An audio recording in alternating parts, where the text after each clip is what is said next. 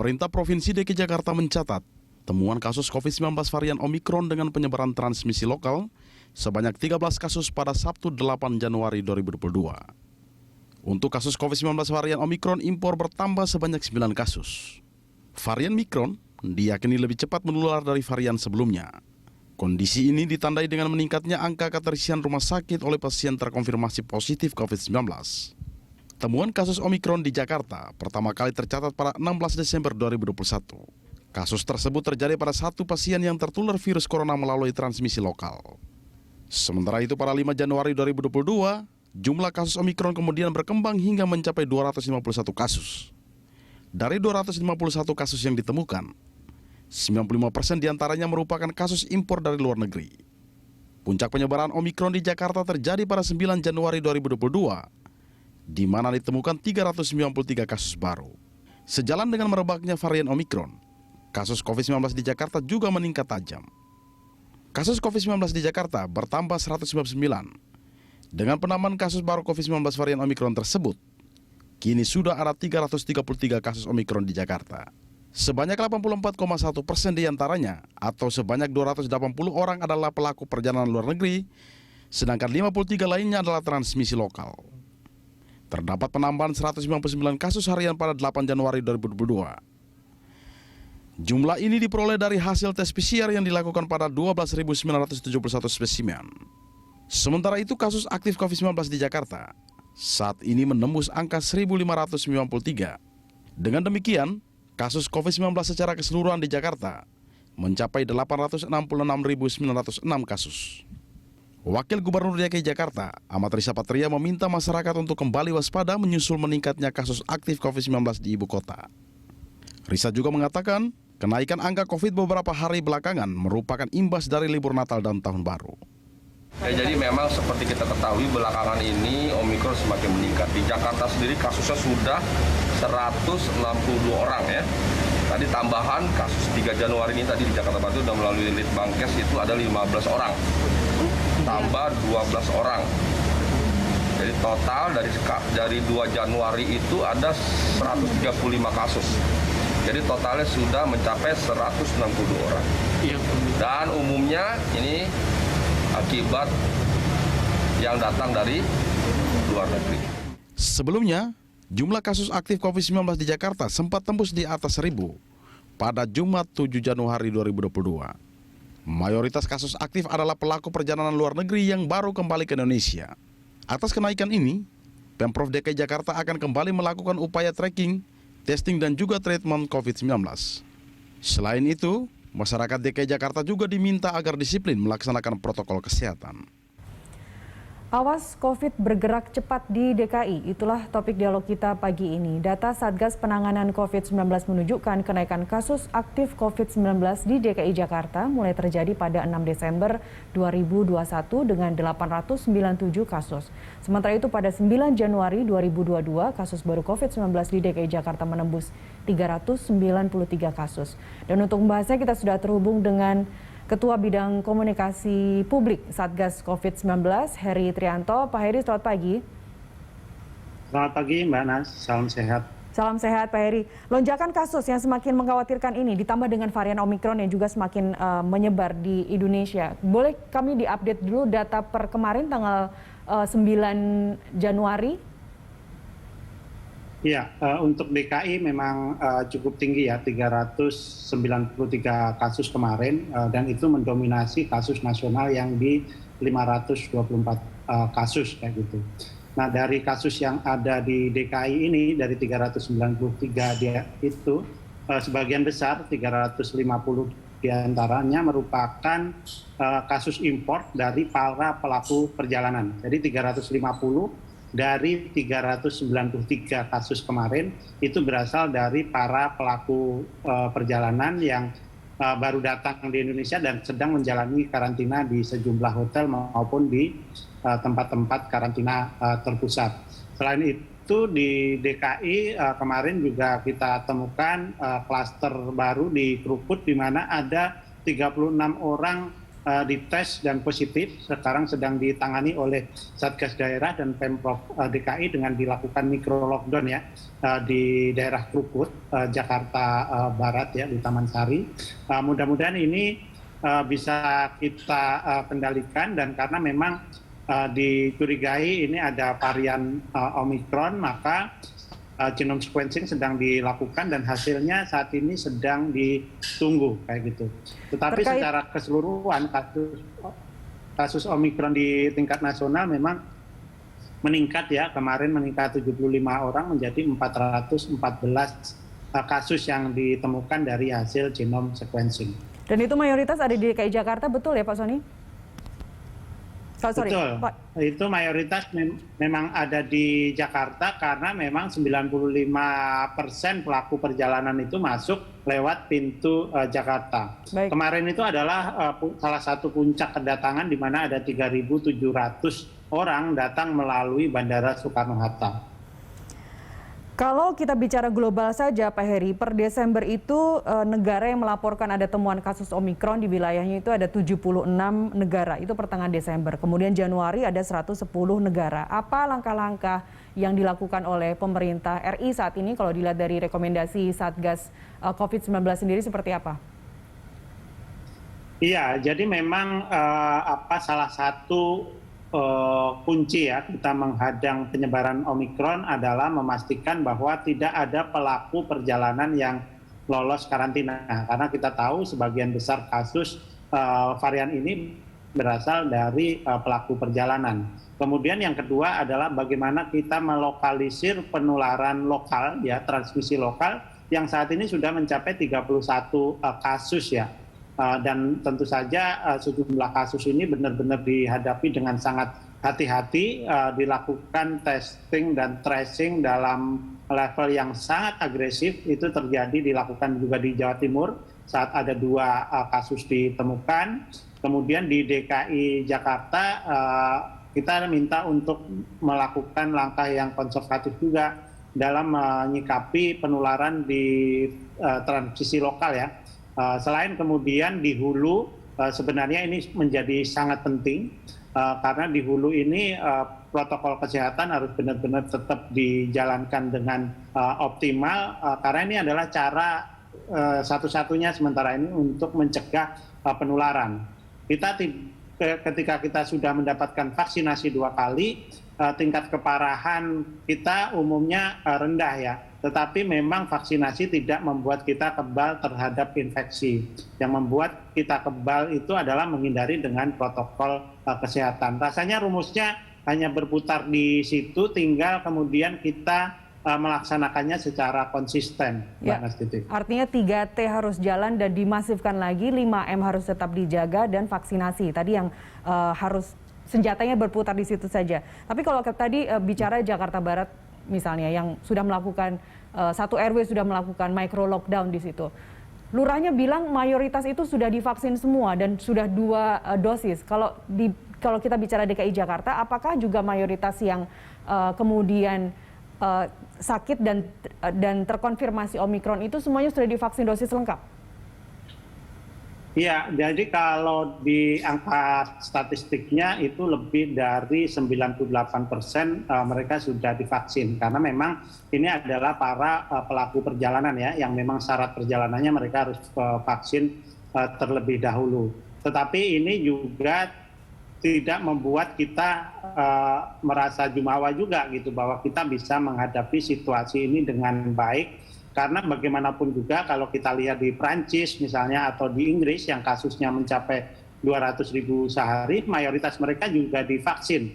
Dan kematian akibat Omikron ini juga cukup tinggi juga di Inggris ya, lebih dari 76 kasus meninggal karena kasus ini. Jadi memang kita tidak bisa meremehkan varian ini hanya karena kita sudah divaksin. Sebenarnya kalau para epidemiolog berpendapat bahwa varian ini sebenarnya sama berbahayanya dengan varian sebelumnya atau bahkan sebelum pertama kali ditemukan di Wuhan. Tetapi karena sebagian besar orang yang kena itu sudah menjalani vaksinasi, maka tingkat keparahannya rendah. Jadi kemudian penting ke depan kita menjaga tingkat imunitas kita ini terus meningkat, dan kita tahu bahwa vaksinasi ini tingkat efektivitasnya itu ada masa akhirnya. Jadi ketika sudah mau habis imunitasnya, maka kemudian pemerintah mengusung program vaksin booster yang akan mulai dilaksanakan tanggal 12 Januari. Mudah-mudahan ini terjadi secara paralel dan kecepatannya juga tinggi, sehingga proteksi kepada masyarakat itu bisa maksimal pun ketika tingkat kekebalan mulai menurun. Sudah mau habis itu penjelasannya seperti apa, Pak Heri? Apakah memang antibodinya mereka yang ketika sudah mendapatkan dosis lengkap sudah dites antibodinya cukup tinggi? Apakah juga itu diberlakukan sama dengan mereka yang mungkin saat ini belum tahu tingkat antibodinya karena belum melakukan tes antibodi itu sendiri? Iya, antibodinya itu terjadi dalam dua hal ya, karena buatan oleh vaksinasi, kemudian yang kedua karena dia pernah tertular pada gelombang kedua kemarin. Kita tahu gelombang kedua kemarin menulari begitu banyak, dan Kementerian Kesehatan sempat memperkirakan sebenarnya jumlah orang yang tertular di Indonesia itu jumlahnya jauh lebih besar dari angka 4 jutaan yang sekarang, mungkin 3 hingga 4 kali lipat. Mereka ini yang mendapatkan antibodi alami ya dari mereka yang terjangkit gitu. Jadi memang ada masa kekebalannya itu, ada masa puncaknya, kemudian secara perlahan menurun. Penelitiannya itu tergantung dari masing-masing vaksin, tetapi makanya kemudian pemerintah mencanangkan program vaksin booster ini, di samping kemudian mengejar sekitar 40% masyarakat gitu ya, target sasaran yang saat ini belum divaksin 2 kali. Termasuk yang vaksinasi anak 6-11 tahun, Pak, yang sudah mulai 14 Desember sekarang, sampai saat ini sudah berapa persen?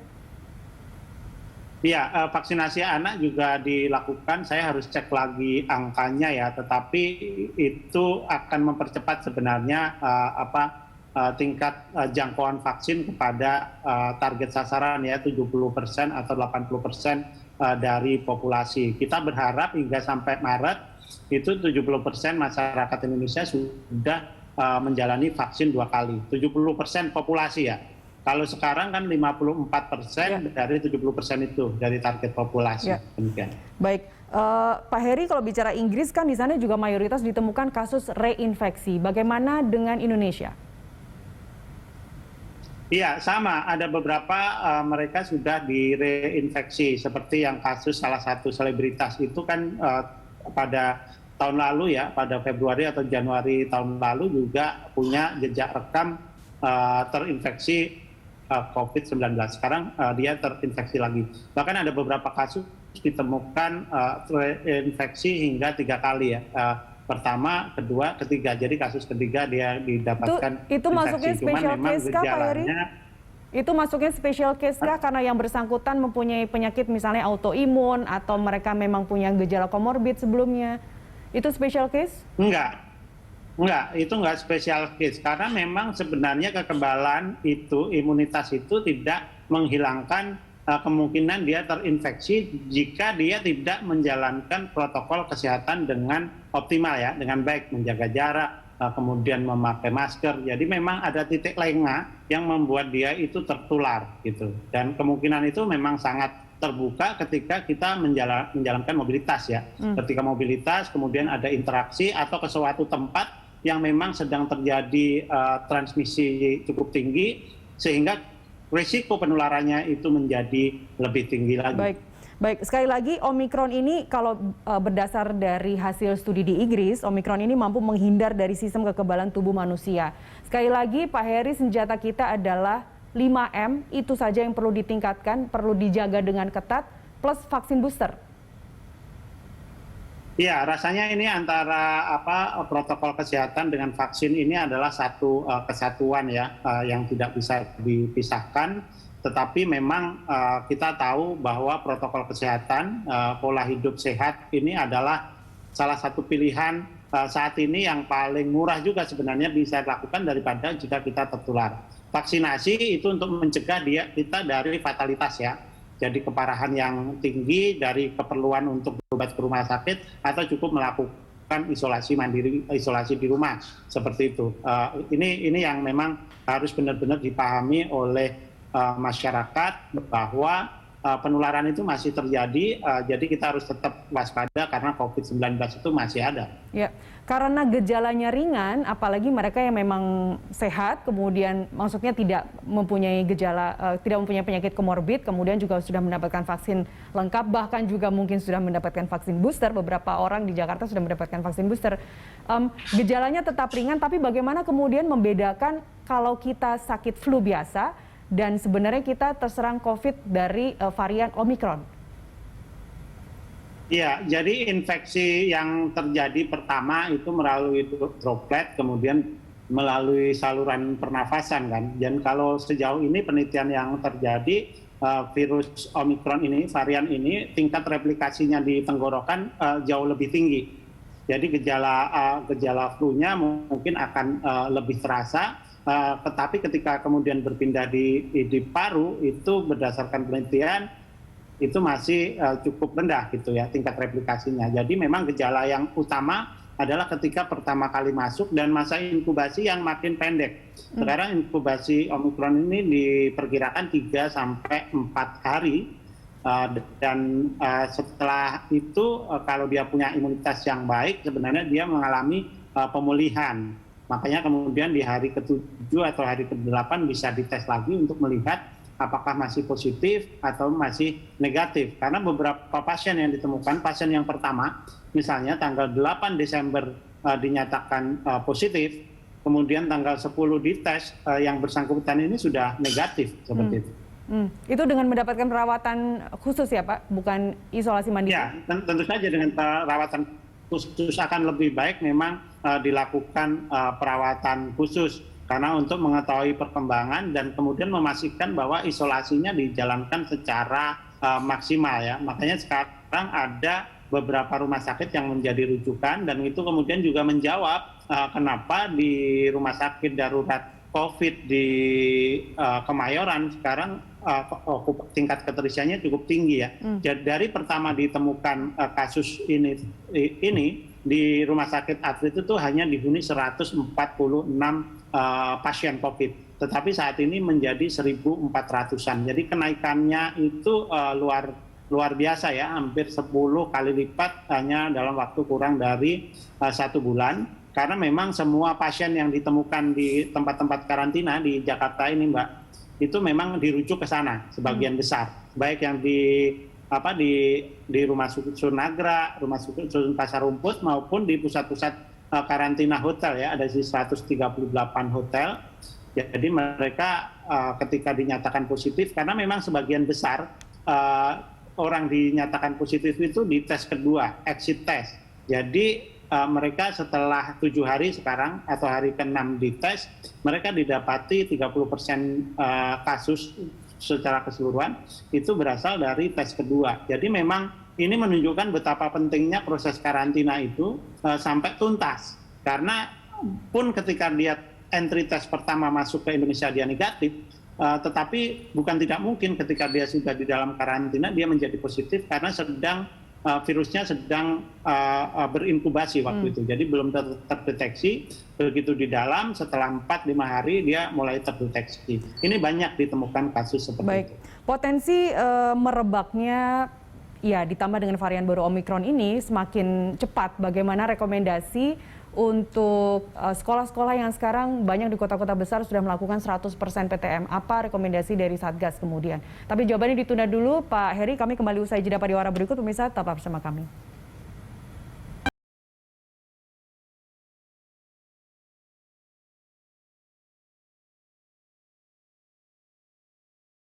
Kasus COVID-19 di Jakarta meningkat tajam hingga mengakibatkan kenaikan kembali kasus varian baru Omicron COVID-19. Dan berikut update jumlah masyarakat yang terpapar COVID-19 di Jakarta.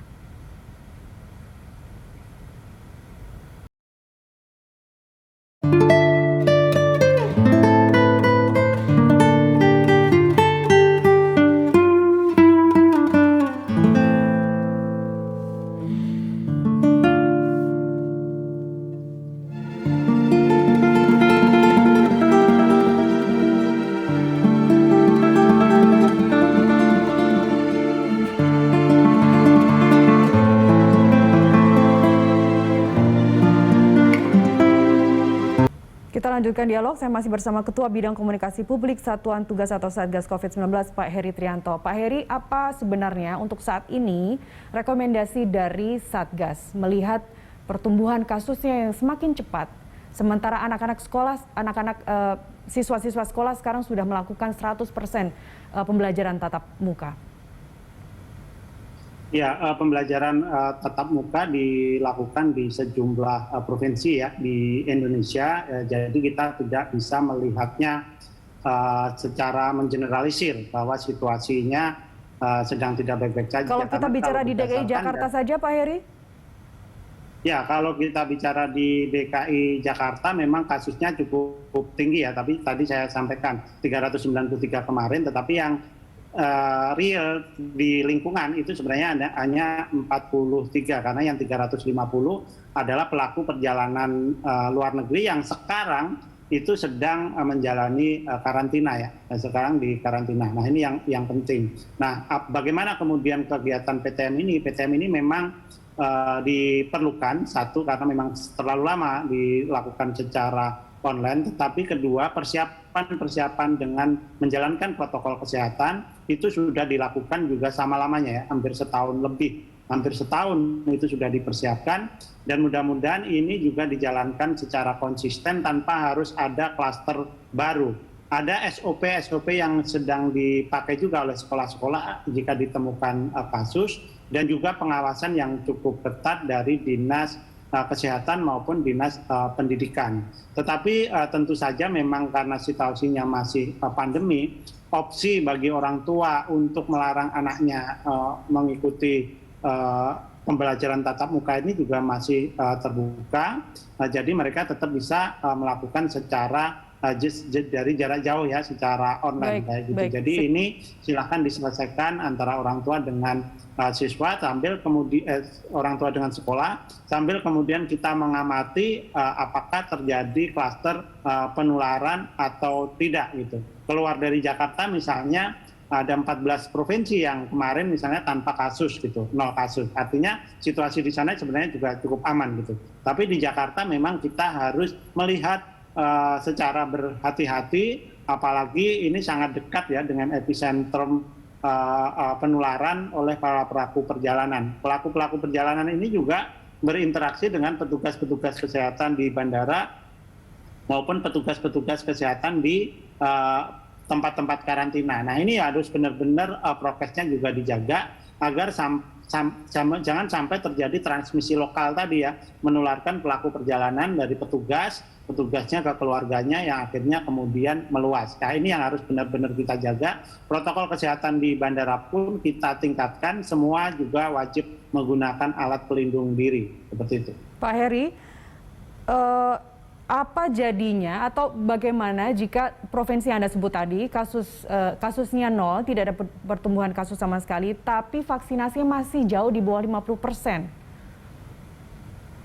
Iya, jadi salah satu syarat untuk pembukaan pembelajaran tatap muka itu juga vaksinasi ya, vaksinasi. Nah ini memang harus dilihat satu kasus dari provinsi, tapi beberapa provinsi sebenarnya seperti di Kepulauan Riau, vaksinasinya itu sudah mencapai 100% dari target yang ditentukan pemerintah. Makanya di sana termasuk daerah dengan imunitas yang cukup tinggi ya dari hasil survei. Sementara Batam adalah menjadi pintu kedatangan pelaku perjalanan dari Singapura maupun dari Johor melalui laut. Di mana di sana Mbak Nasdid, itu 100% kasusnya, kasus harian yang dicatat oleh Satgas Penanganan Nasional Pusat itu 100% dari pelaku perjalanan. Di luar itu 0, seperti itu. Nah ini yang kemudian menjadi perhatian bahwa sebenarnya daerah ini cukup kondusif untuk dilakukan pembelajaran tatap muka. Baik, implementasinya seperti apa Pak? Kalau misalnya kita melihat Jakarta Barat, satu RW yang sudah melakukan micro lockdown, itu kan artinya siswanya juga nggak boleh keluar dari wilayah itu. Seperti apa implementasi bagi mereka yang melakukan micro lockdown? Ya tentu saja di Krukut ini akan dilakukan lockdown selama 3 atau 5 hari ke depan ya, yang informasi yang kami dapatkan, dan itu sebenarnya langkah yang cukup bagus sambil kemudian menunggu hasil genome sequencing dari 36 warga ini. Apakah ini, karena ini kan dipicu oleh seorang ibu ya, seorang ibu yang tertular kemudian menulari tetangga sama kerabat-kerabatnya. Sekarang sudah dilokalisir, dijaga di sana, orang tidak bebas keluar masuk sambil memastikan jenis variannya, kemudian sambil menunggu pemulihannya. Karena sebagian atau belasan orang dari 36 itu sekarang juga sudah dirawat di rumah sakit. Jadi ada sisanya sekitar 20-an yang berada di sana, itu sudah dilakukan isolasi terhadap mereka, sambil kemudian seluruh masyarakat atau satu RW di situ untuk sementara di karantina juga gitu ya, kebutuhan hidupnya sementara dipenuhi oleh pemerintah kelurahan setempat, sehingga ini tidak menimbulkan komplikasi baru. Apalagi di Jakarta Barat adalah daerah dengan kepadatan penduduk yang cukup tinggi. Pak Heri, genome sequencing itu kan dilakukan secara random ya Pak? Bukan setiap kasus, temuan kasus yang positif dilakukan genome sequencing, bukan? Ya, jadi secara random tetapi kemudian terhadap probable juga yang dicurigai bahwa ini... Artinya angka yang dipublish, berapa jumlah Omikron yang ada di Indonesia, saat ini lebih dari angka yang dipublish itu? Betul, kalau itu memang bisa terjadi seperti itu, tetapi begini Mbak. Jadi dengan kasus 593 kasus yang sekarang misalnya kemarin, itu sebenarnya jumlah yang tidak cukup besar untuk dilakukan genome sequencing dengan tingkat alat sekarang ya, kayak gitu. Karena di beberapa itu sangat mungkin untuk melakukan 500-nya lah minimal dilakukan genome sequencing, dan itu sedang dilakukan oleh Kementerian Kesehatan dalam rangka tadi memastikan testing dan tracing berjalan dengan maksimal. Genome sequencing sendiri paling tidak memakan waktu 6 hari sendiri untuk mengetahui hasilnya ya. Pak Heri, terakhir 3 sampai 5 hari. 3-5 hari. Baik, Pak Heri, terakhir singkat saja, sekarang di Prancis sudah ditemukan varian baru, kita Omikron belum selesai tapi sudah ada varian IHU di Paris. Apa yang harus, langkah-langkah apa, antisipatif apa yang harus kita lakukan? Iya, jadi namanya virus itu selalu mengembangkan diri untuk bertahan hidup sebenarnya. Pak Heri? Hidup di sana, dan itu jadi bahkan ratusan varian sebenarnya muncul. Jadi sangat masuk akal jika ada varian-varian baru. Kemudian biasanya standar WHO itu menentukan varian ini apakah varian on concern ya yang sedang diperhatikan karena tingkat keparahan. Makanya kemudian kita juga harus tetap waspada ketika melakukan genome sequencing. Sebenarnya kita akan mengetahui jenis variannya seperti apa sehingga kita juga bisa mengambil langkah-langkah yang diperlukan. Baik, kita tidak ingin menakut-nakuti tapi memang COVID-19 masih terus berubah muka dan kita harus terus waspada. Pak Heri Trianto, Ketua Bidang Komunikasi Publik Satuan Tugas COVID-19. Terima kasih telah bersama kami pagi ini. Sehat selalu Pak Heri.